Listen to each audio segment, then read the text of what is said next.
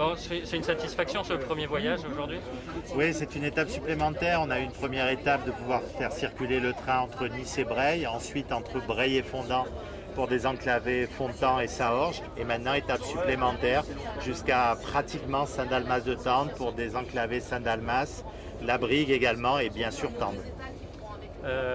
C'était compliqué techniquement, mais c'est aussi compliqué administrativement. Il faut tout organiser, il faut prioriser.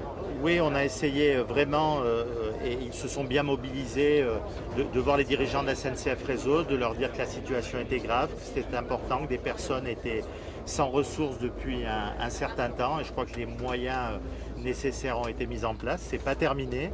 Il y a aussi à désenclaver par le nord côté italien, qui est une étape supplémentaire et qui semble être possible.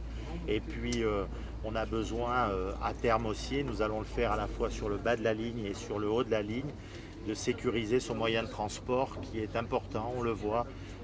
On a souvent parlé de ligne de vie au niveau de ce train et comme on le disait avec un certain nombre de personnes qui utilisent ce train, cette ligne de vie porte plus que jamais son nom.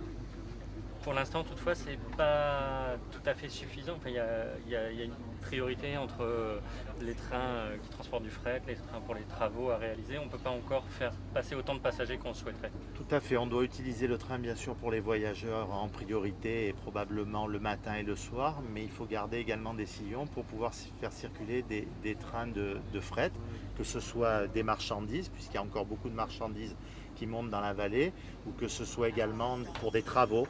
Il y a besoin de travaux importants, que ce soit sur des routes, sur des équipements publics, sur des maisons individuelles. Et c'est vrai que les trains de fret sont indispensables également pour la reconstruction de la vallée.